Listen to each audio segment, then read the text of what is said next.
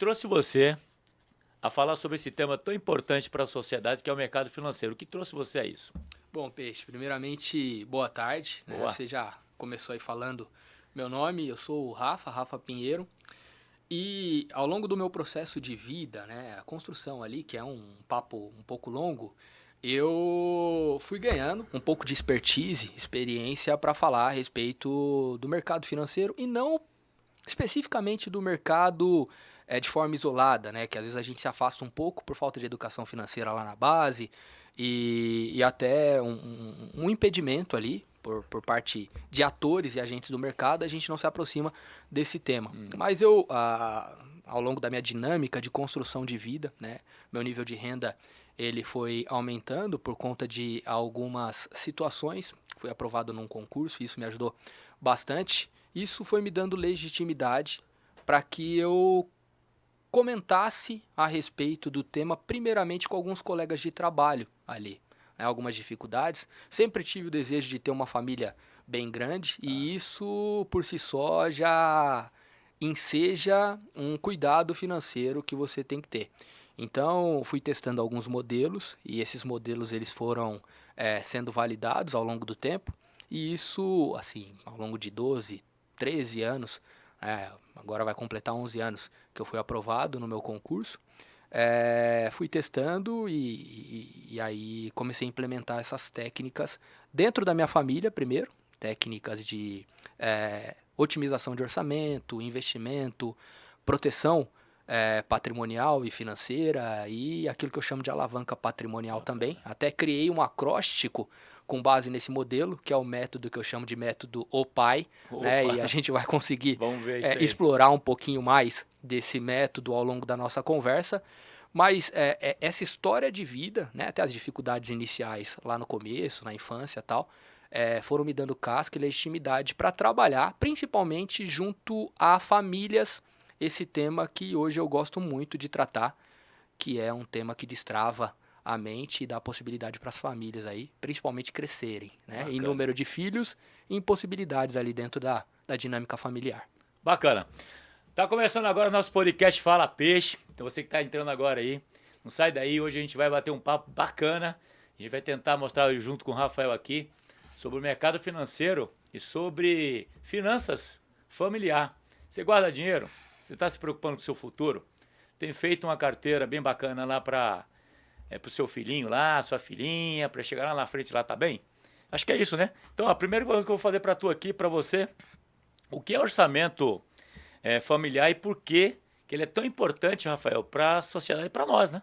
Ah, é sim, Peixe. O orçamento, eu costumo dizer para as pessoas que até quando eu tenho a possibilidade eu vou desenhando para ficar mais didático, mas num processo de construção de uma casa, o orçamento ele se assemelha muito à preparação do solo, do alicerce, das estruturas da base ali, né? Eu tô tendo até um problema lá na casa que eu moro e foi provavelmente uma falha de quem construiu que não se preocupou em impermeabilizar ali o baldrame, o solo, e aí sobe aquela umidade até 40, 50 centímetros e é um problema crônico, porque não teve uma preocupação adequada com a construção da casa ali no seu processo basilar. E o orçamento é isso. Não tem como a gente falar de investimento, de contratação de crédito inteligente, de investimento no exterior, de construção de patrimônio por meio de equity, de empresas, de adquirir, né, patrimônio por meio de leilão de imóveis, que está muito em moda hoje em dia, se a gente não tem um orçamento equilibrado. E isso, né, se a gente for abrir o espectro desse trato do orçamento, a gestão pública é a mesma coisa, tudo começa no orçamento, um orçamento equilibrado, né? A destinação de verba para a saúde, para a educação. Na nossa casa tem que ser assim também. E então o orçamento é essa peça fundamental. Se a gente pudesse resumir o principal benefício do orçamento para uma pessoa e para uma família, a gente conseguiria trazer uma palavra aqui que é clareza. Eu tropeço muito em pessoas hoje em dia, o Peixe, que elas até têm um nível bom de renda, mas no final do mês o dinheiro não deu. O mês ele fica Descontrole. Exatamente. Por quê? Porque a pessoa não tem clareza, ela não tem mapeado ali um orçamento e tem instrumentos, tem planilhas, tem softwares que ajudam nesse sentido, mas a parte conceitual é super importante. Então o orçamento é essa peça fundamental para que a gente trace objetivos de médio e longo prazo dentro da família, para que a família consiga atingir os seus objetivos. Rafael, mas será que esse tipo de pessoas ali não tem assim um problema de querer mostrar para as outras pessoas uma situação financeira que não é real e acaba se endividando, acaba tendo um problema nisso de querer dar um passo maior do que a perna? Não sei se você entendeu a pergunta, Ah, entendi sim. né? Eu, Chega a esse ponto, talvez? assim, em alguns casos, sim, né?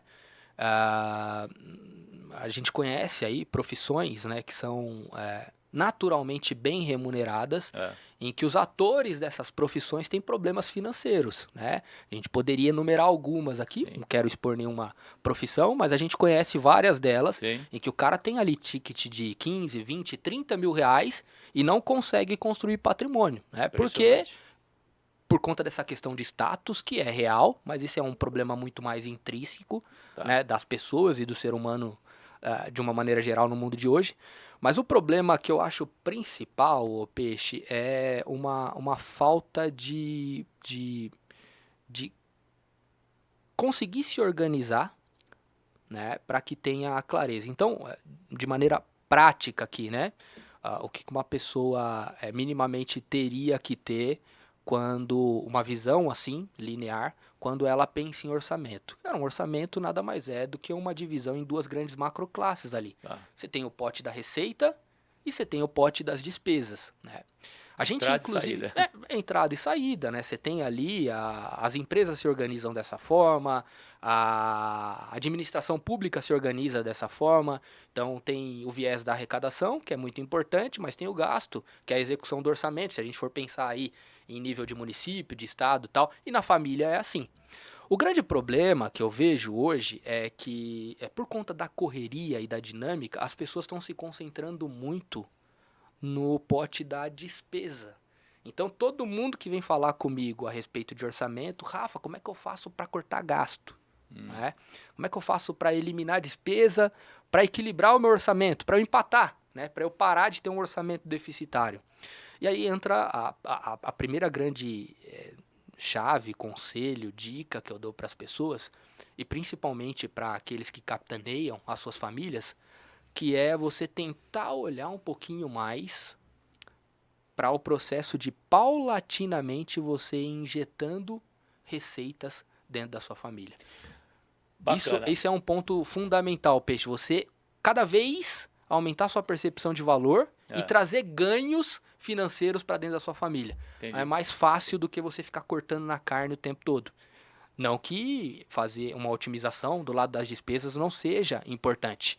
Mas o primeiro ponto é você tentar gerar cada vez mais receita. Ano após ano, Sim. você gerar mais receita para sua família. Então, entrar mais do que sair menos. É isso. E quais são as principais categorias hoje que a gente pode colocar para o público que está nos vendo aí, que pode ser incluído no orçamento doméstico ali de uma família? Não, legal. A qual gente, que é? vamos pensar assim, né? Vamos criar pra um gente quadro poder, aqui. vamos pensar quem tem pessoas aí Vamos que montar tem. um orçamento aqui, se a gente fosse montar um orçamento. Então, já falei aqui, né, que é super importante você olhar para as receitas, Certo. mas a gente isola isso. Isso talvez seja papo para uma outra conversa, né?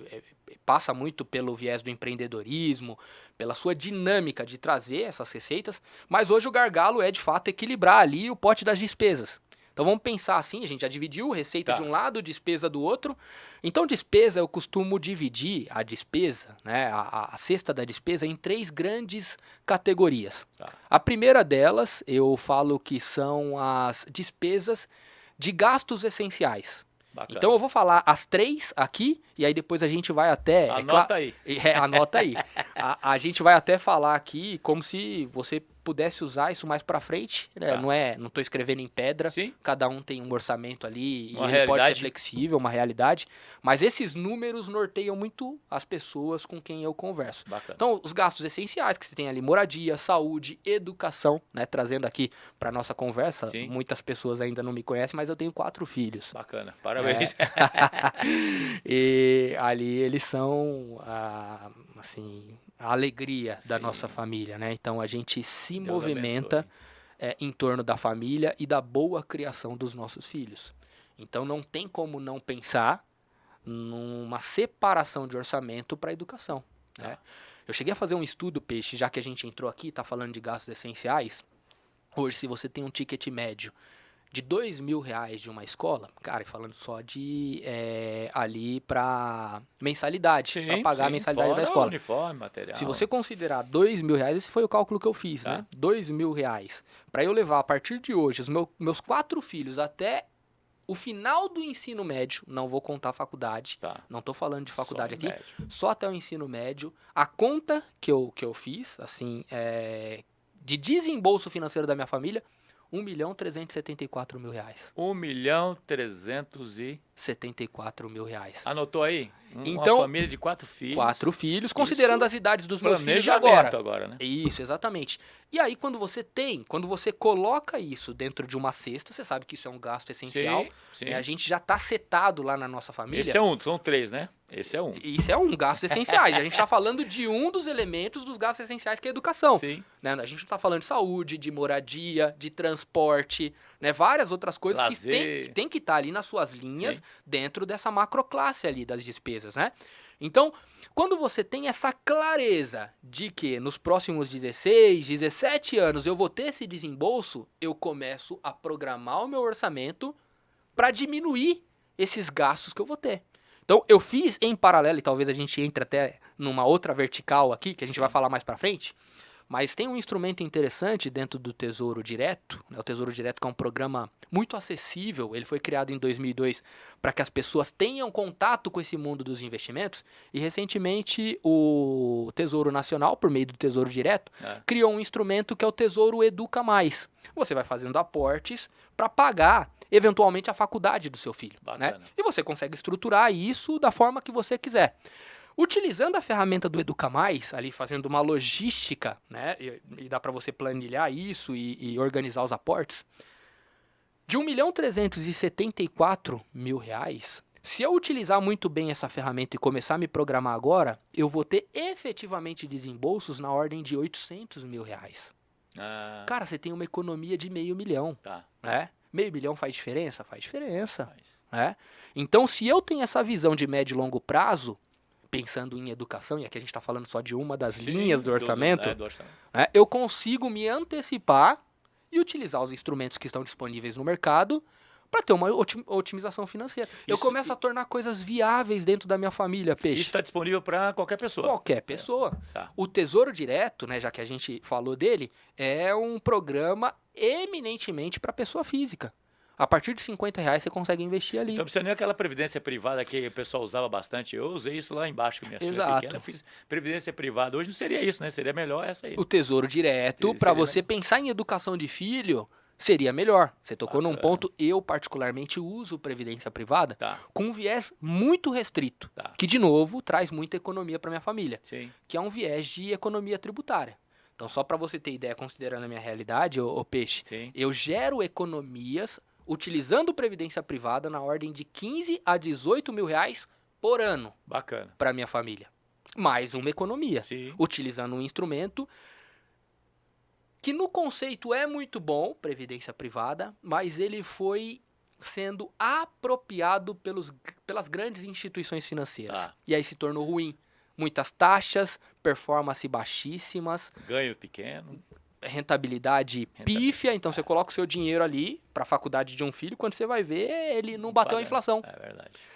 E aí você tem que garimpar muito, né? O que a gente vai perceber trabalhando com planejamento financeiro para famílias é que existem instrumentos muito bons, mas a maioria acabou sendo apropriado pelos atores do mercado financeiro, e aí o dinheiro fica todo de um lado só da mesa, entendeu? Então, esse é um grande gargalo. Só retomando aqui, porque você falou de previdência. Então, primeira classe que a gente tem ali que trabalhar dentro do lado da despesa, gastos essenciais. Então, você precisa ter essa clareza para você se programar.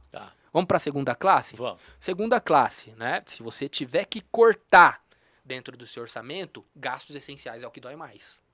Porque você vai ter que mudar padrão alimentar, você vai ter que, eventualmente, tirar o seu filho da escola A para ir para a escola B. Isso dói. Essa segunda classe é a classe de estilo de vida. Então, eu até flego ali com as pessoas que tratam comigo. Então, a gente tem o GE, gastos essenciais, e embaixo a gente tem o EV, estilo de vida. Aí entra academia, cabeleireiro, cuidados pessoais, cuidado com pet, Teatro, empregado cinema, tudo isso aí, doméstico. tudo. Entra nisso Tudo. que não dá pra gente falar que isso é menos importante, porque a dinâmica de vida que a gente tem hoje, a gente precisa desses momentos até pra continuar produtivo. Ô, Rafa, mas a gente tá nesse tema aqui bem bacana, familiar.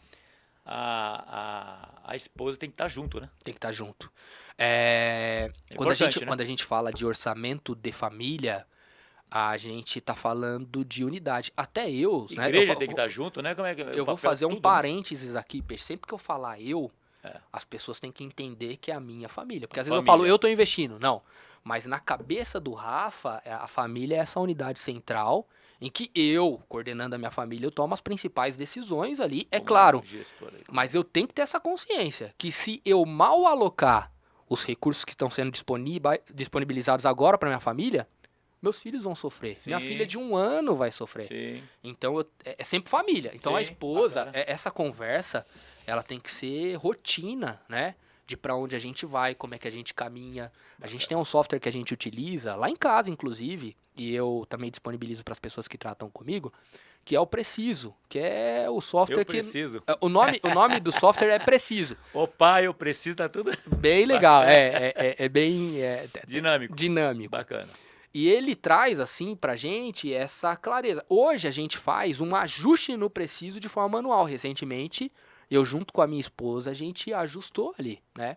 Porque a gente vai perceber quando a gente constrói essa peça orçamentária, que eu tenho gastos essenciais, eu tenho estilo de vida no lado da despesa, mas para que eu construa proteção para minha família, para o meu núcleo familiar, eu tenho uma terceira classe. Então eu passei muito rápido por estilo de vida, deu para que o entender? estilo de vida, Deu para entender? Assim, vamos falar, carro, 2 carros, 3 carros, como é que é esse pessoal? Então, Assim, que também é como... extrapolou aquilo que é o básico para você sobreviver, cai nessa cesta de estilo de Tá, vida. tá. Então a gente tem gastos essenciais, estilo de vida, e a terceira, que Que- para mim é a mais estratégica, eu chamo de projetos e investimentos. Bacana. Então, o responsável pelo orçamento da família, ele tem que ter na cabeça de que ele vai separar um percentual de tudo que entra na família para ele investir, para ele construir projetos, construir negócios que vão gerar mais renda e que, consequentemente, vai gerar uma proteção pro patrimônio e para a renda da família. Então, vamos lá, recapitulando. Gastos essenciais, estilo de vida e projetos e investimentos.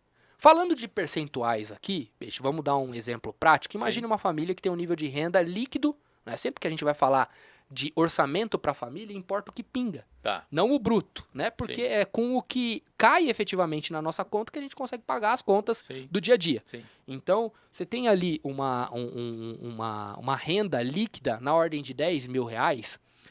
Como é que eu distribuo isso para a cesta das despesas?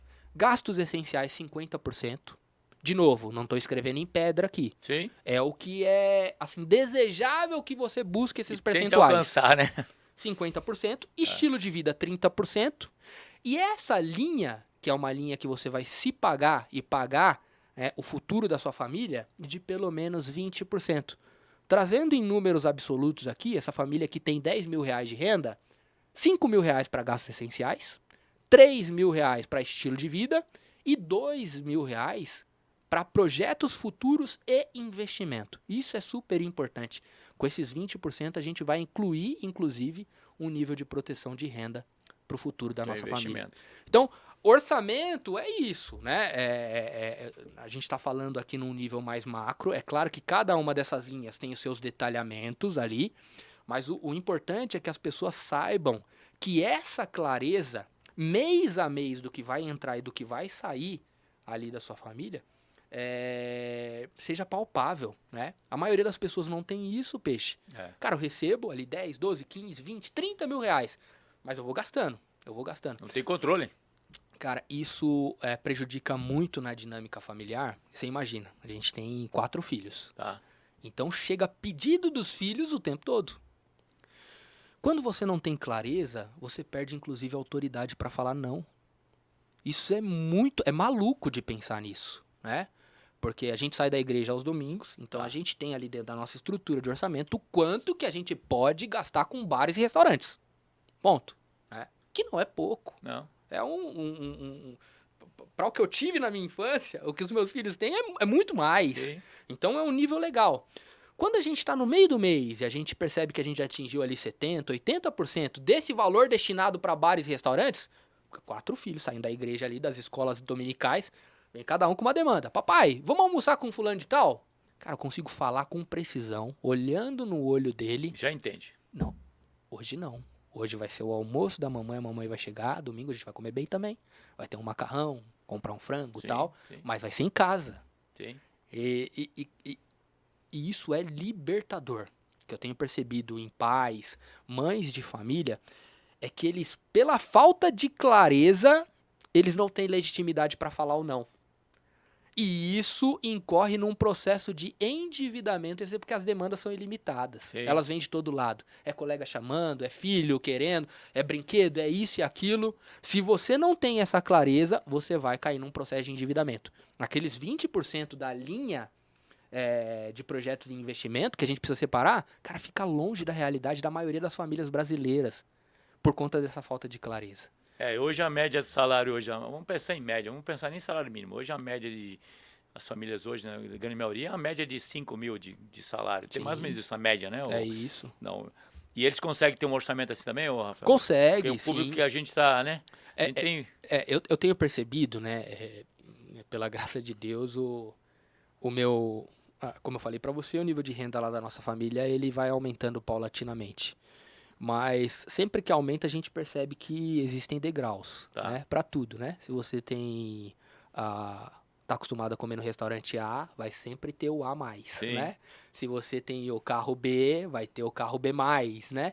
Então, o que é importante para as famílias é que elas tenham clareza dentro da sua realidade. Para os que comandam e puxam a régua do orçamento, tenham aquele viés de aumentar sempre o nível de renda, porque quando você aumenta o nível de renda, você não precisa cortar tanto aqui, mas que eles se adequem à realidade do momento familiar. Aqueles 20%, eu sempre, quando estou desenhando com as pessoas, eu pinto de outra cor. Isso é extremamente importante para quem ganha 5, para quem ganha 7, para quem ganha 30, que reserve isso, porque isso vai ser utilizado numa outra vertical que a gente vai comentar aqui ainda, que é a de proteção. Vou aproveitar enquanto você toma uma aguinha, Rafa, vou falar agora vender o peixe aqui. Legal. Vamos falar dos nossos patrocinadores aqui. Vocês estão me vendo aí. É importante demais a gente ter um patrocínio aqui no nosso podcast, senão fica difícil a gente, né, ô Rafa? Sabe, tá falando de orçamento. Então aqui a Letra Bidu aqui, nosso patrocinador oficial. Então se você paga energia cara, se você tem problema com sua conta de luz, procura lá o Felipe na Eletrobidu, que ele vai dar uma solução para você. A gente está falando de orçamento aqui, não. Vai te ajudar bastante para diminuir a sua conta de luz ali. Sakura, que faz toda a comunicação nossa do podcast, né? Nosso produtor, Sakura, com o estúdio de comunicação. Força Guerreiro sou eu, então se você precisa gerar saúde para você ficar bem, então procura o peixe que a gente vai te ajudar. De café, então você precisa tomar um café também na rua, né? Porque o Rafa estava aqui, tem que diminuir os gastos, que você vai tomar um café na De Café. Vai lá, toma um cafezinho, vai estar dentro do seu orçamento também. É isso aí, Rafa, dando continuidade aqui. Tem uma pergunta aqui, ó. Que ferramentas, né, ou aplicativos que você pode recomendar para ajudar as pessoas na sua gestão financeira familiar? Tem algum aplicativo, alguma coisa que você... Tem várias. Você citou alguns aqui, tem né? Várias, eu citei alguns que são mais privados ali, né, que você tem que pagar para acessar. Mas hoje a gente tem se apropriando até da tecnologia que os bancos implementam, né? Os bancos, eles são responsáveis pela guarda dos nossos dados. Então, se tem um setor aqui no nosso país que investe muito em tecnologia, processamento, para o ganho de escala deles mesmo, para segurança, enfim, são os bancos.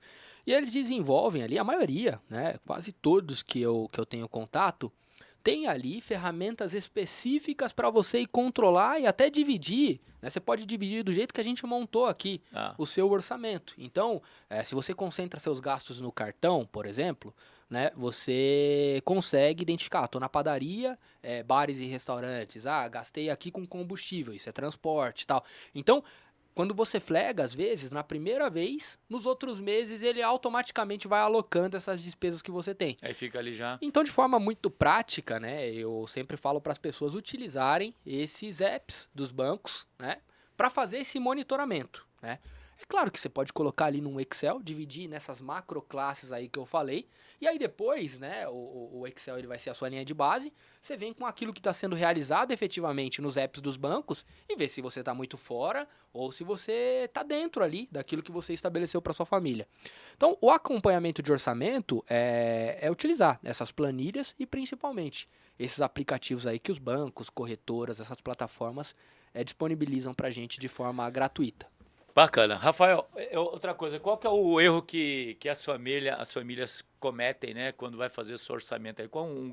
Fala para eles aí, qual o erro principal que ele causa ali quando ele está criando o seu orçamento ali familiar? Quais os principais erros que eles podem cometer? Cara, talvez A gente são sabe que é vários, gastar demais, né? são vários erros, viu? Mas a gente tem aqui uma questão psicológica envolvida, é uma questão de comportamento mesmo, peixe. As pessoas têm muito medo de começar. Tá. Recentemente eu dei um treinamento, acho que tinha ali umas 40 famílias mais ou menos, e no meio do treinamento várias delas falaram para mim, depois que a gente passou pelo módulo de orçamento, elas falaram: Rafa, como isso foi libertador, porque eu pensava que a situação da minha família era muito mais crítica do que efetivamente é, né? Então, por esse pensamento meu equivocado de que, poxa, o meu processo de endividamento aqui não tem solução, eu simplesmente não começava esse rito de organização que é super necessário. Tá. E a pessoa, ela, falando de novo do Preciso ali, que é uma ferramenta que a gente utiliza, ele dá precisamente os pontos em que você precisa ajustar dentro do seu orçamento. Então lá no final, imagina, para quem tem mais familiaridade aí com contabilidade, é como se fosse uma demonstração de fluxo de caixa da sua família. Então você tem ali as receitas, depois vai deduzindo tudo aquilo que é de despesa. No final do mês, né, e isso a gente faz para 36 meses, que é um horizonte de tempo que é aconselhável para que haja um equilíbrio financeiro. Se você está numa condição muito desorganizada, 36 meses é um tempo legal. Mês a mês, você saber ali qual que vai ser efetivamente o saldo da sua família. Se positivo, ok. Se negativo, você vai precisar fazer ajustes. Então, o primeiro e o principal erro que eu acho que as pessoas cometem é o erro que envolve o medo de começar esse processo de organização. Ah, porque é muito difícil. Ah, porque vai levar muito do meu tempo. Ah, porque eu tenho medo do que eu vou encontrar, né? Isso não só no mundo das finanças. Tem muita gente que não vai ao médico. Sim, com medo de encontrar o que... É verdade ou não é? Não, é verdade. Esse aqui, então, o orçamento, utilizando a ferramenta adequada, ele vai dar um diagnóstico da saúde financeira da sua família. E aí ele vai apontar, né? Você vai ali, você faz um exame de sangue, de repente sua ferritina tá baixa. Cara, preciso tomar, né, algumas medidas para que eu volte para o nível normal. Sim. É isso, né? Então, essas peças orçamentárias, elas são como, uma analogia aqui bem baixa talvez, mas é um exame de sangue da sua família. Então você vai ter que ajustar. Bacana. Agora eu vou... Não tenha medo de começar. Esse isso é importante. Eu quero que você vai falar para a câmera isso aí, porque é um assunto bem familiar também, porque você vai ter que falar um pouco de Deus nessa pergunta que eu vou te fazer. Tá lá, o casal, a mulher ganha X, o homem ganha X. E o orçamento lá, um fica jogando pro outro, porque esse gasto é seu e aquele lá é meu. Esse é seu, aquele lá é meu. E fica aquele conflito familiar de que ela gastou mais do que ele, porque ela colocou mais e ele colocou menos, e fica aquela situação, um escondendo do outro o que está sendo gasto com o seu orçamento, com o seu cartão de crédito lá, fica aquele medo entre eles ali. Uhum. E aí eu falo para você, porque eu falei de Deus, né? Porque a igreja ensina muito isso dentro das parábolas, dentro do próprio evangelho, né? A gente tem que falar sobre isso, que faz parte, né? Sim, sem dúvida. Tá tudo lá. Sem dúvida. Eu quero depois, até se você tiver tempo aqui, para falar sobre aquela parábola dos talentos, né? Legal. Eu quero que você fale isso aí pra gente. Fala pro público nosso aí, ô Rafa, desses conflitos que o casal tem em casa, qual o conselho que você dá para eles saírem dessa situação de desconfiança? Quem gastou mais, quem gastou... Pergunta bem difícil, hein? Essa e aí vai ter muito de um posicionamento pessoal que eu tenho, né? Talvez algumas pessoas não concordem com essa posição que eu tenho. Mas é uma posição muito alinhada àquilo que eu entendo de padrão padrão divino especificado para a família ali, né? Acho que a partir do momento em que você constitui uma família, que você se casa, você se envolve numa unidade. Então, trazendo um pouquinho do que está acontecendo lá dentro da nossa família, a gente se programou para esse momento, que é um momento super especial que a gente está vivendo. E isso talvez soe como um soco no estômago para algumas pessoas. Mas a gente se programou para que a minha esposa parasse de trabalhar. Tá. E aí, é claro que nesse processo tem que ter muita sensibilidade de um lado e do outro, né? Para cair naquela ideia, né? O Rafa hoje é a principal fonte de renda, Tá. né? Quase que na sua totalidade da família, né? E aí eu tenho que entender que não é mais eu agindo sozinho, em que pese eu tenho as minhas particularidades, os meus gostos, e aí tem a sensibilidade do outro lado, que é da minha esposa, de sempre fazer com que isso seja realizável, né, os meus gostos. As minhas decisões principais têm que ser voltadas para a família. Tá. Então ali na nossa casa não tem o meu e o seu, né? Tem o da nossa família. Quando ela estava trabalhando, a mesma coisa. Eu, por condições da vida, eu fui tendo esse trato como o dinheiro, que é um instrumento, nunca pode ser um final, o dinheiro. Ele é só um meio para a gente viabilizar os projetos, que eu entendo que são projetos de Deus para a gente aqui na Terra. Então o dinheiro é só esse mecanismo, esse instrumento. Ele tem que trabalhar para a gente, não trabalhar para ele, né? Então, senão as coisas ficam muito fora do lugar. Isso são valores que a gente transmite ali dentro da família também, envolve o trato com as pessoas e tudo mais. Como eu tenho esse trato mais fino com o dinheiro, as tomadas de decisões financeiras da família, elas são mais concentradas em mim. Né? É claro que eu divido com a minha esposa, então a gente vai fazer uma viagem, poxa, como é que a gente vai fazer, como é que a gente vai se programar, a gente vai colocar o nosso filho na escola A, então como é que a gente vai se programar para isso, a nossa cesta está aqui absolutamente sem esconder nada um do outro. Então a gente senta, estava falando para você há pouco, anualmente a gente senta diante da planilha, a gente traz todas as receitas da família e vai programar os desembolsos, né? Considerando as necessidades específicas de cada um. A minha filha de 1 ano tem uma necessidade que é diferente do meu filho de 8, que está aprendendo a tocar piano, por exemplo.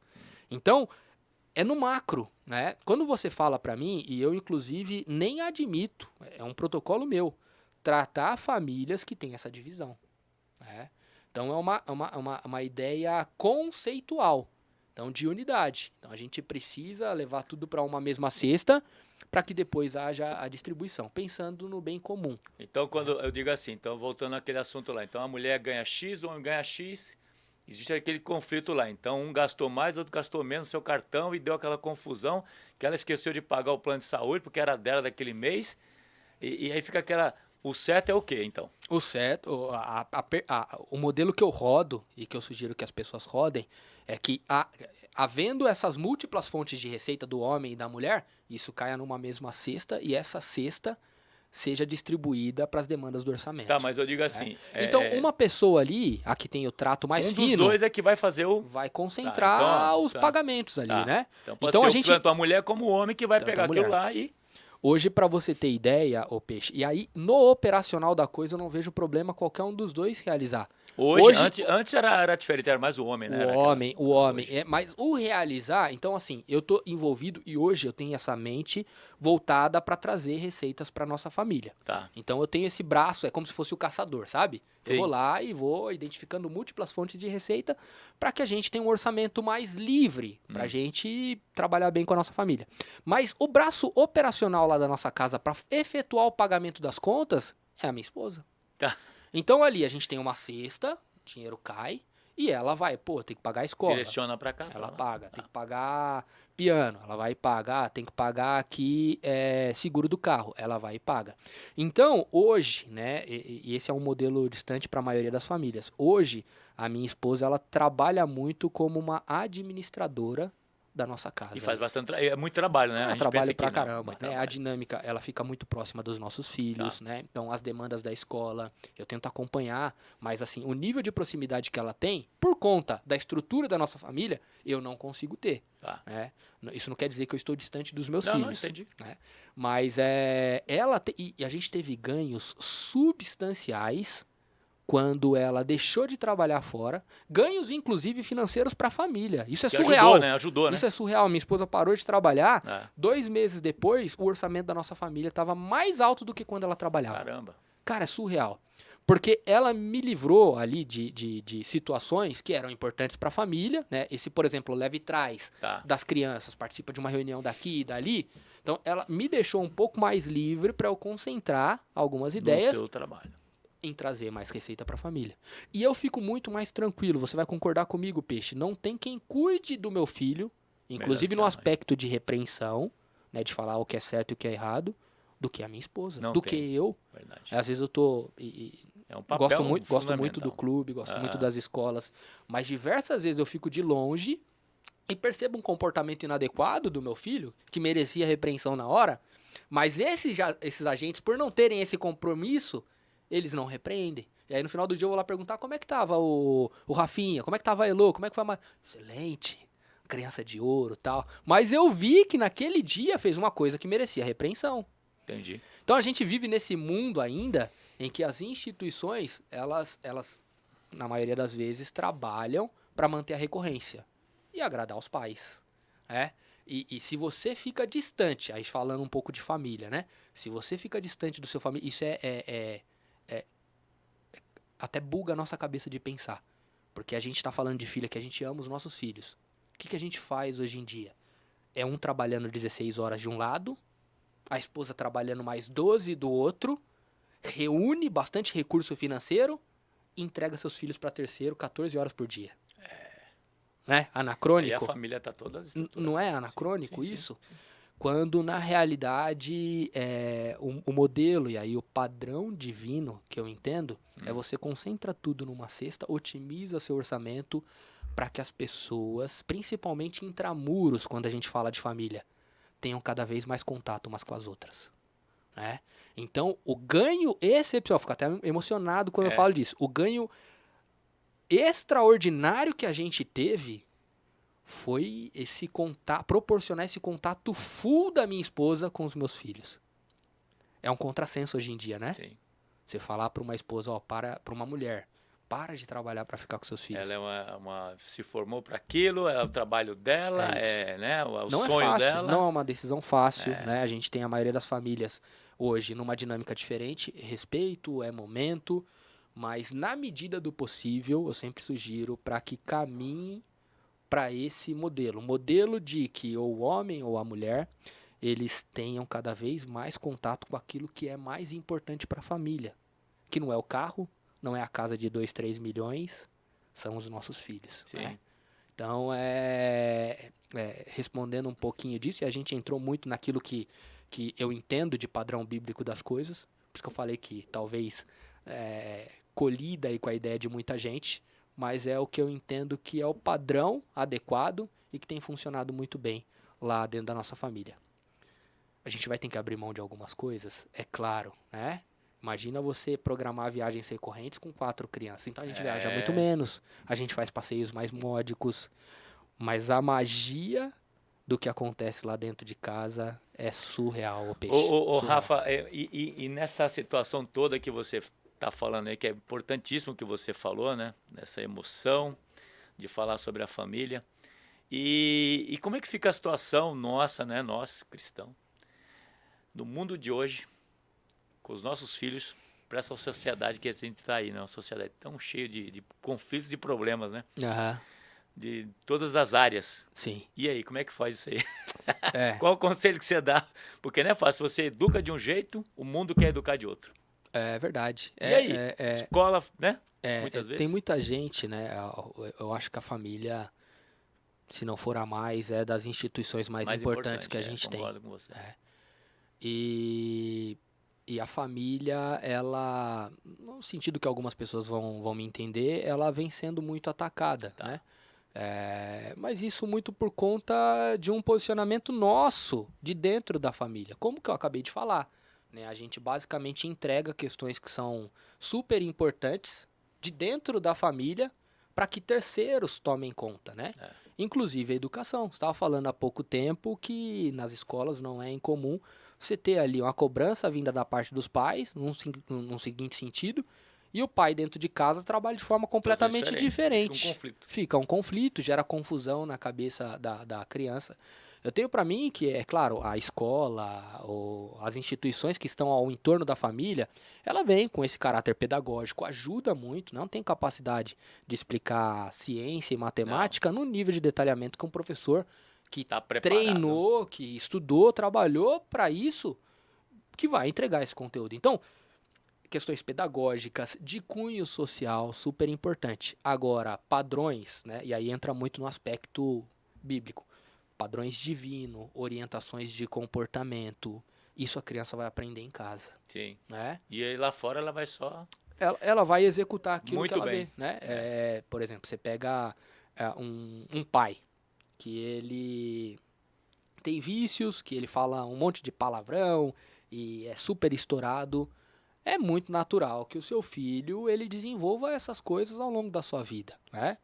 Eu tenho ali, a minha esposa até brinca que às vezes isso irrita ela, o fato de como o meu filho mais velho, Rafinha, é extremamente parecido comigo no comportamento. É porque segue, né? É porque anda muito tempo junto. É porque faz as coisas junto. A gente vai pro futebol, ele tá junto comigo. O que o meu papai faz no futebol? Com quem que ele se relaciona?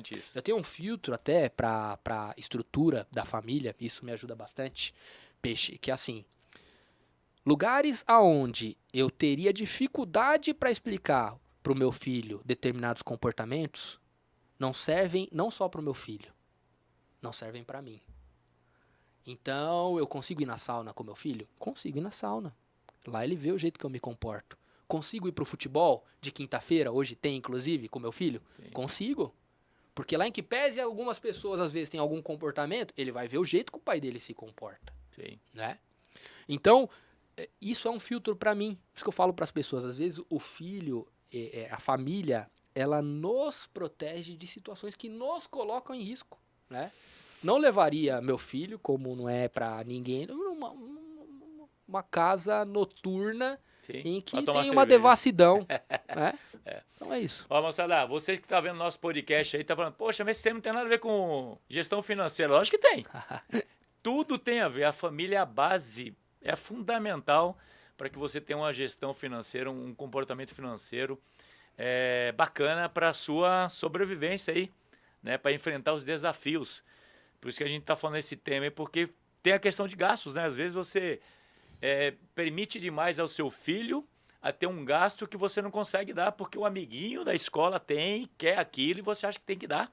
Sai do seu orçamento, então tá tudo ali ligado. A gente vai falar um pouquinho de novo sobre os nossos patrocinadores, daqui a pouco o Rafa vai falar mais um pouco pra gente aí, sobre um tema bastante interessante, que é sobre... a reserva financeira, né? A reserva que você tem que ter ali, que é de emergência, né? Isso aí. Que eu quero que você fale sobre isso. E aí vamos falar dos nossos patrocinadores aí, que é importante. Força Guerreiro me patrocínio, com treinamento físico, né? Aquela coisa. O D Café, ali na Moreira da Glória, procura D, quer tomar um cafezinho, comer um lanche, ser um pouquinho dentro do seu orçamento, lógico, né, Rafa? Vai lá, procura D.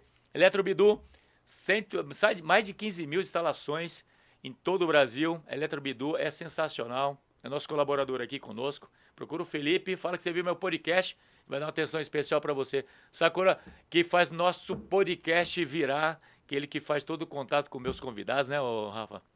Procura lá o Rodrigo, ele vai te ajudar também para fazer seu podcast, se você quiser também montar um.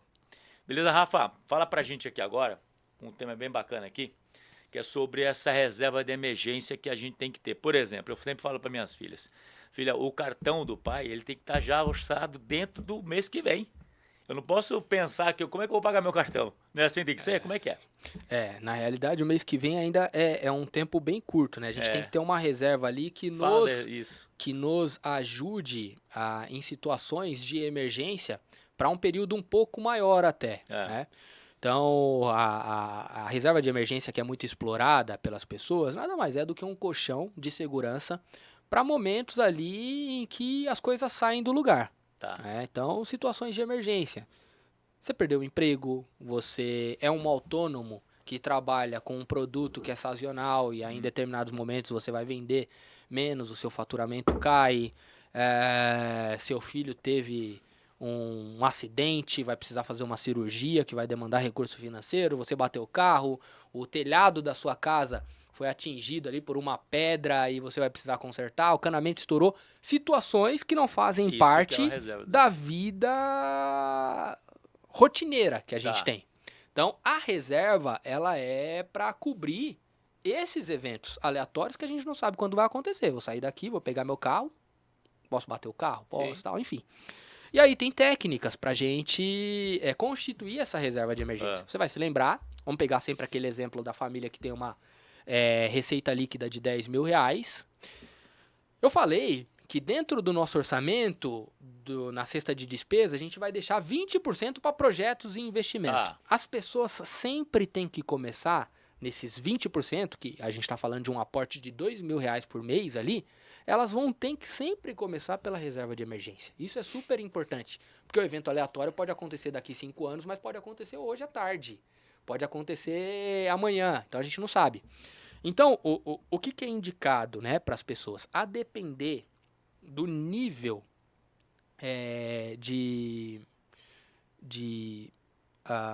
como é que eu posso explicar? Quanto mais previsível e mais estável, a palavra certa é essa, a depender do nível de estabilidade da renda da pessoa ou da família, vai ser maior ou menor o período que você tem que acumular para fins de reserva de emergência. Vou explicar isso. Quem tem uma estabilidade de renda maior? Vamos pensar num cara que é servidor público, por exemplo, ou que já está muito consolidado numa empresa. A chance desse cara perder a sua renda é menor do que um autônomo que trabalha com produto sazonal. Então, quanto mais estável é o nível de renda dessa família, menor pode ser o tempo da reserva de emergência. Então, eu trabalho com uma faixa ali que vai de 6 a 18 meses. Então, quem que vai acumular 6 meses para fins de reserva de emergência? Que tem uma estabilidade de renda. Tá. Vamos pensar aí no servidor público, por exemplo. Quem vai acumular 18 meses para fins de reserva de emergência? O menos estável, né? O autônomo que tem produto sazonal, que a renda oscila muito. Ou o cara que está começando no emprego, que pode ser mandado embora, que está no início de carreira e tal. Então, é nessa faixa de 6 a 18. E aí a gente vai fazer uma conta aqui, as pessoas precisam me acompanhar, para montar a sua reserva de emergência. Depois eu vou falar, inclusive, o instrumento que se utiliza para isso, né? Qual que é o ativo que a gente compra para constituir a nossa reserva de emergência. Sai daí não, isso é muito legal. E aí, então, o que você vai fazer? Você vai montar ali, vamos pensar num homem médio. Nem 6, nem 18, vamos pensar em 12. Tá.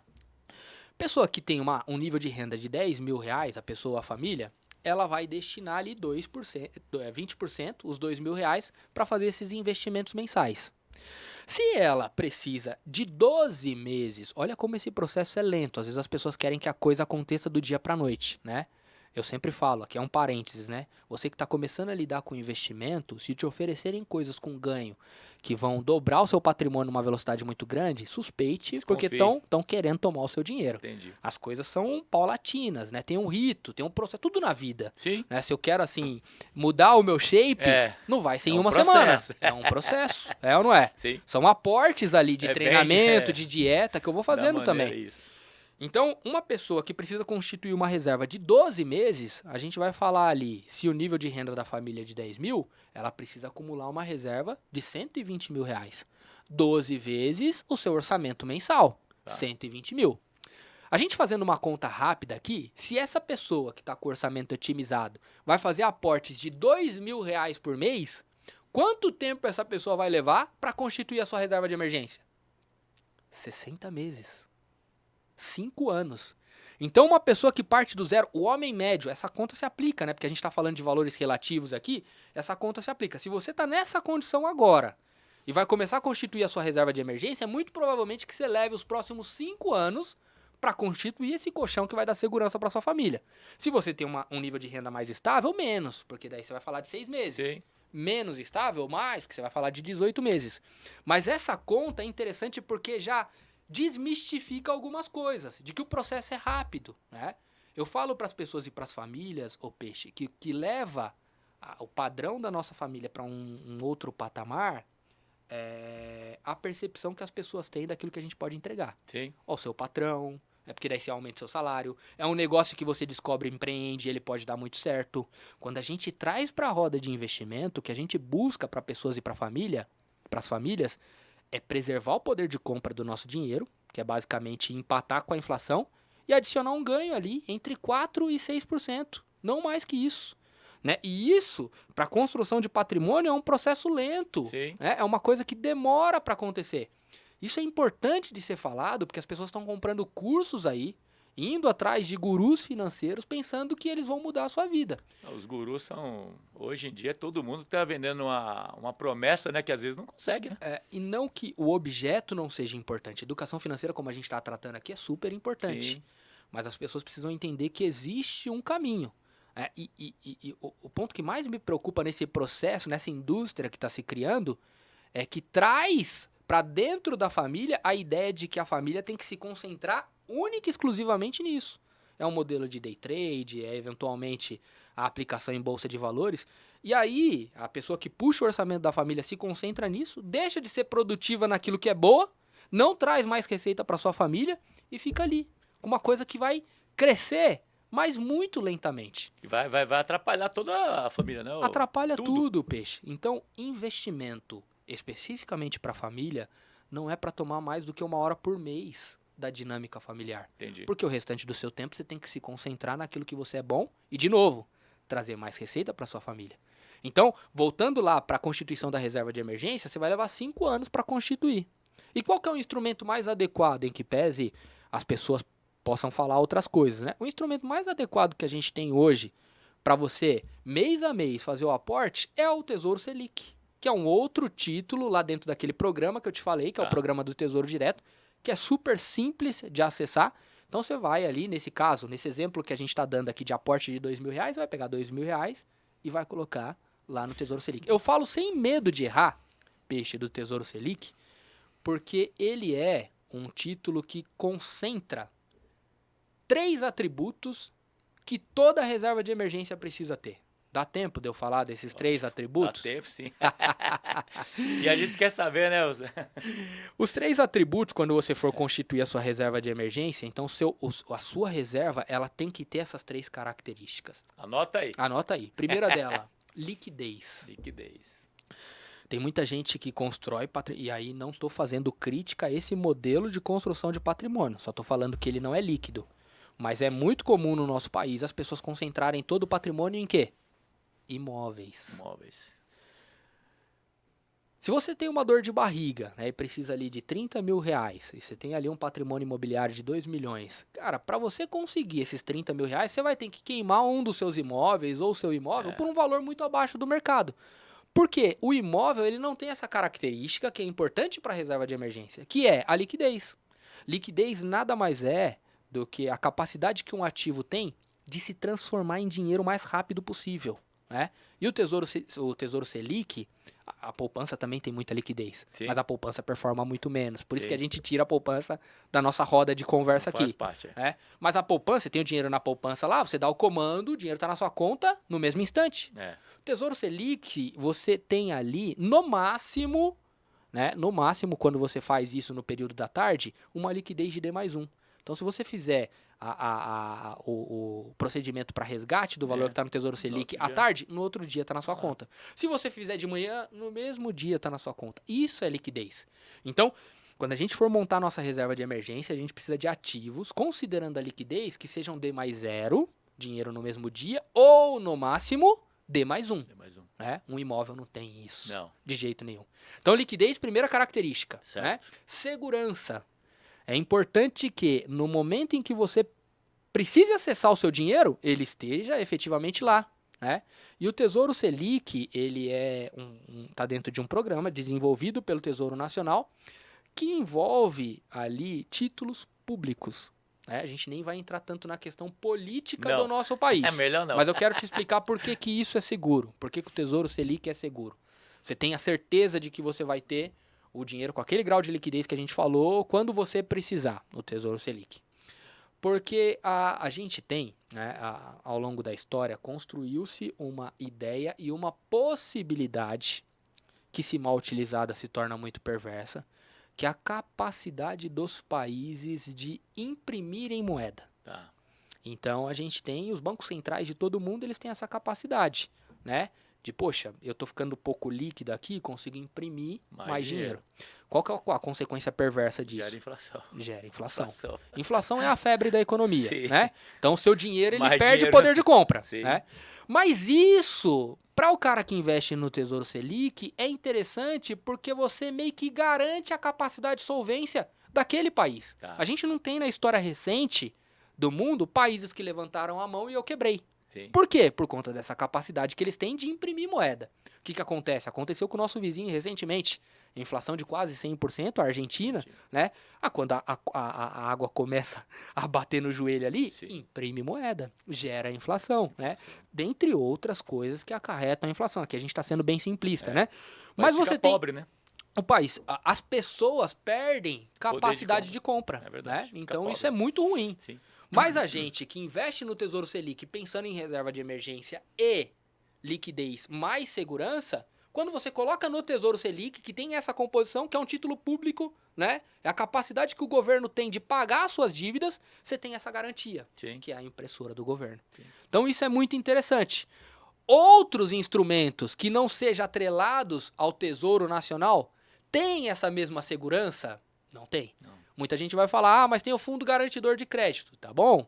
Mas ele cobra até um Esse limite. é um valor, Ele cobra até um 200 limite. mil, quanto é? Né? E é 250 mil por 250 CPF e por instituição. E com um agravante, né? Dependendo da instituição que quebra, o Fundo Garantidor dá conta. Uma instituição pequena, pelos aportes das maiores, ele vai conseguir cobrir. Agora eu fico imaginando a crise de liquidez que a gente teria se um Bradesco quebrasse. Meu Deus do céu. É? O Itaú. Um Itaú, um Banco do Brasil, Sim. né? Não Sim. tem dinheiro, não Possível. vai ter fundo garantidor de crédito Pra que dê poder. conta. E a terceira característica, então, acho que ficou claro aqui, Sim, eu acho que sim, né, gente? Depois procura a gente aí. é liquidez, segurança e a terceira que é super importante, É. porque senão machuca a gente no momento em que a gente precisa do dinheiro, que é a baixa volatilidade. Tá. A volatilidade é como se fosse um pêndulo, assim. É a capacidade que um ativo tem de ir para a direita ou para a esquerda, né? Direita, ele sobe de valor, esquerda, Vai ele perder perde valor. valor. Então, ativos em bolsa de valores tem muito mais volatilidade. Então, você coloca ali R$ 2.000 numa ação, Petrobras, Vale, Taesa, qualquer uma, você corre um risco. fica- Você corre um risco, né? Risco, às vezes, estruturais. Às vezes não é nem problema na empresa. Mas o mercado, o país está se comportando mal, né? Por conta da pressão ali de oferta e demanda, os investidores saem e o seu ativo cai. Sim. Imagine você que você está precisando operar o seu filho ou consertar o carro e nesse exato momento o ativo de Foi bolsa, pra- você tinha colocado R$ 50.000. Tá ali a preço de mercado em 25, 30 mil. Você vai precisar do dinheiro. Você vai tirar no prejuízo. Então, é interessante que o ativo que você utilize para constituir a reserva de emergência não tenha essa volatilidade para o lado negativo, que é o caso do Tesouro Selic. Tem que estar que seguro. que tem capitalização diária, inclusive. Sim. Então, você coloca R$ 5.000 no Tesouro Selic hoje, amanhã você vai olhar, tem 5.002. É. Nunca no Sempre Tesouro vai tá. Selic vai estar 4.998. Ele sempre vai andando pro lado direito aqui, pro lado positivo. Algumas pessoas podem falar, mas anda menos. Mas anda. Para essa finalidade, que é a reserva de emergência, é o que eu preciso. Pronto, aí, ó, As pessoas precisam entender, Peixe, que na constituição da reserva de emergência, você não está buscando performance. Você está buscando segurança. É o seu colchão. Ultrapassou a reserva de emergência, aí você vai buscar performance com os múltiplos instrumentos de investimento. Talvez a gente precisasse de 5 horas aqui para falar deles. Mas Mas vai que voltar existem. outras vezes, né? Vamos voltar outras vezes. Isso aí foi Mas muito que interessante. existem. Eu acho que a gente está conseguindo alcançar nossos objetivos, porque isso aqui é uma doação, né? Sim. Que a gente está dando às pessoas que estão nos vendo. Imagina quanto que não custa lá uma assessoria do meu amigo aqui, que ele vai vender o peixe dele também. Você pode contratar o Rafael para fazer a sua assessoria. Então ele me procura, que eu vou dar o contato dele, né? Eu falo um pouquinho, vende seu peixe aí. A gente tem 1 minuto para vender seu peixe. Não, é muito rápido, né? Eu até, comentando que eu vou com te fazer você... uma pergunta aqui do pessoal de baixa renda. Eu quero te fazer, Legal, eu quero que você explique para eles também, ótimo. baixa renda. Comentando com você aqui na prévia, o Peixe, eu tô assim, com pouquíssima agenda para tratar os projetos de consultoria, mas a gente tem sim, né? Esse alinhamento familiar, pessoas que precisam organizar tanto a via do orçamento quanto, né, e esse é o lado forte que eu gosto de trabalhar, Bacana. a estruturação de uma carteira que traga proteção de renda para a família, falando em investimento aqui no Brasil e no exterior, as pessoas elas me procuram e a gente monta um projeto, né? A analogia que eu utilizei aqui é um trabalho parecido com o do arquiteto. Sim. A gente monta um projeto e isso tem um custo, né? As pessoas pagam por esse projeto, são basicamente ali 4 encontros.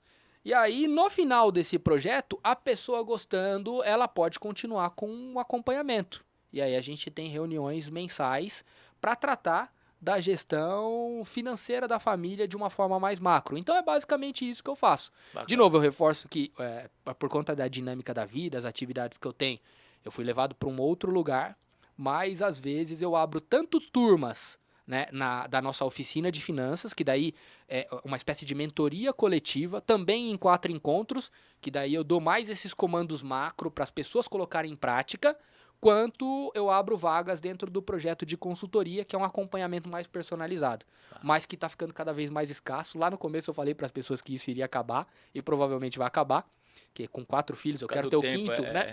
Fica com cada vez menos tempo, então, mas por vezes a gente abre espaço para esse atendimento. O Rafa, pessoal, ele tem um trabalho bacana na igreja também, que ele se doa muito, né? O Rafa se doa bastante. E em todos os momentos que eu precisei de uma ligação para ele lá, ele, poxa, estou na dúvida aqui, ele sempre está esclarecendo. Então é um cara que se doa bastante às pessoas. Por isso que ele está aqui se doando. Viu, Rafa? Eu quero agradecer realmente, porque a sua agenda ela é muito pequena, ela é muito apertada, né? E eu já estava tentando esse podcast com você, desde o ano passado. É verdade. Eu queria ter trazido você logo no início do meu podcast. Sim. Mas enfim, tudo tem a data, tem um dia, porque Deus prepara tudo. Ele está aqui hoje porque Deus preparou. É sim. Isso eu tenho certeza disso. E ele está trazendo muita informação pertinente para nós e para você que está nos vendo. Então, precisou de uma atenção especial nesse sentido financeiro, procura o Rafa, que ele vai te ajudar bastante. Procura o Peixe, que eu vou indicar, o Rafa também. Legal. Rafa, voltando aqui agora, eu quero saber o seguinte, porque a gente tem aqui um público bem variado, né? Então, vamos chegar àquele público que... Vamos pensar num cara que ganha R$2.000. Você vai aconselhar esse cara, que trabalha lá, tem o seu salário de R$2.000, está começando a sua carreira profissional, está com 20 anos, 21 anos no mercado de trabalho, iniciando o seu mercado, né? Como que ele vai fazer para ele ter esse orçamento seguro quando chegar numa idade de 30, 40, preparando a sua faculdade ali e tudo? Explica aí pra gente aí. Não, legal. Eu acho que o modelo de orçamento, ele tem uma amplitude muito grande, viu, Peixe? Para quem tem uma renda muito alta, porque a gente trabalha com valores relativos ali, né? Falando de 50%, 30% e 20%. E para quem tem uma renda mais baixa, para quem está no início da jornada. Mas para esse público que está no começo, para quem está com uma renda mais apertada ali, tem até, se você me permite, um texto que mexe muito comigo, que é um texto em que o apóstolo Paulo, ele, na sua carta que ele escreve aos Romanos, talvez seja a suma teológica ali do apóstolo Paulo, ele fala a respeito de assuntos muito importantes. No capítulo 12, e aí o disclaimer aqui é que sempre que a gente vai falar de um texto como esse, que tem mais de 2.000 anos, a gente não pode ser anacrônico, a gente tem que entender o que está acontecendo ali. Né?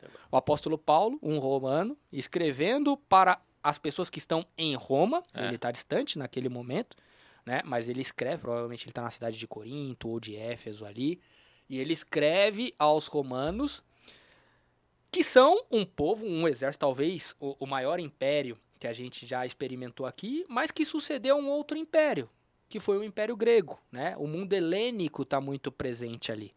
E nesse capítulo 12, depois você pode até conferir na carta que Paulo escreve aos Romanos, ele fala uma coisa que é muito importante e que, para mim, faz muito sentido. Né? Parafraseando o apóstolo Paulo aqui, ele fala aqui, o ser humano ele só consegue experimentar a boa, a perfeita e a agradável vontade de Deus quando ele transforma a sua mente.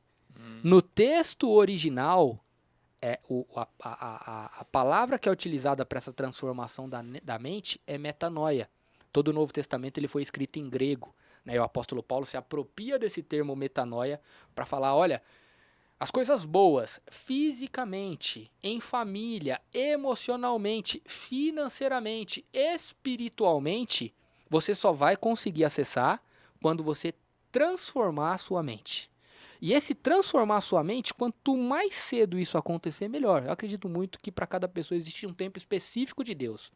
Né? Mas falando de um jovem ali de 21 anos, se ele conseguir encontrar elementos, e aí de novo eu volto para o início da nossa conversa, de que ele está com uma renda ali de R$2.000, R$2.300, R$2.500, para que as pessoas passem a ter uma percepção maior de valor daquilo que ele entrega para a sociedade, isso é legítimo, isso é justo. A gente traz outro texto bíblico muito importante em que há um comando vindo da parte de Deus de que tudo que você for fazer, faça como se você estivesse fazendo para Deus, né? Desde construir um sapato até um foguete, né? Faça da melhor forma possível.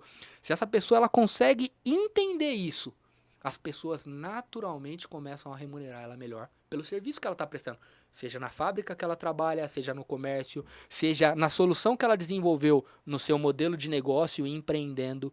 E aí ela volta para essa roda de trazer, não mais 2, mas ela traz 3, ela traz 5, ela traz 10. E automaticamente ela vai abençoando outras pessoas, aumentando o seu nível de renda e colocando a sua família num patamar diferente. Isso é justo, isso é legítimo. Esse é um padrão bíblico porque nos força a fazer as coisas com excelência. Bacana. Tudo que a gente for fazer. Então, para as pessoas que estão nessa condição, a minha fala é metanoia. Transforme a sua mente. Eu conheço um jeito específico que faz isso. E aí entra muito no aspecto religioso, que é o evangelho. É o evangelho. Ele transforma a nossa mente e nos empurra para entregar coisas de excelência para as pessoas. O apóstolo Paulo deu esse comando, tem muita gente que pensa que ele está falando só num sentido espiritual, mas esse é um sentido prático que a gente tem que trazer para a nossa vida. Então, independente do tamanho do orçamento, há um caminho que passa por esse processo de transformação. E se você esteve conosco até agora, tenho certeza que esses 2.000 que você recebe, você vai colocar dentro do seu orçamento ali, de guardar os seus 20% ali, né? Fazer toda aquela sua economia para você chegar num degrau acima aí do seu orçamento financeiro e não vai estar com dívida, não vai estar com problema. É sempre o que entra mais, né, você gasta menos, não é assim que é? Essa é uma dinâmica que faz básica, você... né, gente? Para o público... Então, se você ganha 2, separa ali pelo menos aqueles 200, 400, né, nos 20% ali, se conseguir. Né? Mas a gente sabe que as coisas... a gente vive num país em que as coisas sofrem um processo de inflação. Então, às vezes, é até desumano eu falar para uma pessoa guardar R$200. Sim, a gente sabe. Por isso que eu gosto de trabalhar muito, o Peixe, essa questão de aumento de percepção de valor e geração de renda. Às vezes, a pessoa está num momento em que ela vai falar para mim, Rafa, não dá, né, eu pago tanto de aluguel, preciso de tanto para comer. Cara, e eu entendo. Né, a gente precisa ser sensível nesse sentido. Ô, Rafa, a gente está chegando ao final aqui do podcast, que pena, né? Mas eu quero ver com você já... publicamente aqui, a gente vai agendar os outros podcasts aqui para a gente falar um pouco sobre a questão cristã religiosa no orçamento familiar. Eu acho que a gente vai sair um pouco do tema só financeiro e vai entrar um pouquinho de Deus falando para a gente como que a gente pode se organizar dentro do orçamento familiar, colocando... que a gente já fala dos talentos, não deu tempo, mas a gente vai falar isso aí no outro podcast, né? Legal. Que é uma parábola bacana, que é bem vivida isso nas igrejas, né? A questão do talento, né? Dos 2 talentos, que foi dado a 2 homens, né? E depois não vamos escapar, não. No próximo a gente... E a gente tem aqui, você vai ter alguns minutos aqui, Rafa, para apontar na câmera, e você vai falar para o público que está a gente já uma despedida e dar um recadinho para a galera aí, que está nos vendo aí no nosso podcast Fala Peixe, que foi bacana esse podcast. Com você agora, fala aí para a galera para a gente finalizar. Eu te agradeço primeiramente, Peixe, pela oportunidade, esse papo gostoso, e falando aí para as famílias que estão eventualmente com alguma demanda financeira, né? E quando eu falo de demanda e dificuldade financeira, não é necessariamente na escassez de recursos. né? Eu falei da falta de clareza no orçamento, que gera um processo de endividamento, mas tem muita gente que tem insegurança. Por conta da quantidade de informação que a gente tem disponível hoje, a pessoa consegue fazer sobrar dinheiro, mas não sabe onde alocar para construir esse modelo de proteção.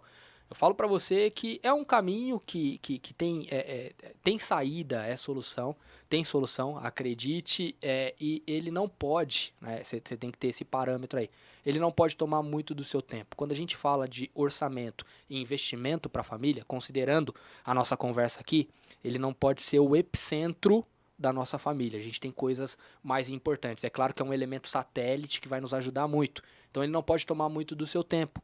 Então, se aproximar alguém de você vendendo ideias muito difíceis de executar, fique desconfiado. Se te oferecerem produtos que você não consiga entender, não precisa você comprar aquele produto, contratar aquele tipo de serviço, recua, faz o básico. Se você ficar considerando que a gente está num país que tem a maior taxa de juros real do mundo, se você ficar só ali no Tesouro Direto falando de Brasil, você já vai ter um ganho considerável dentro do modal de investimento para sua família.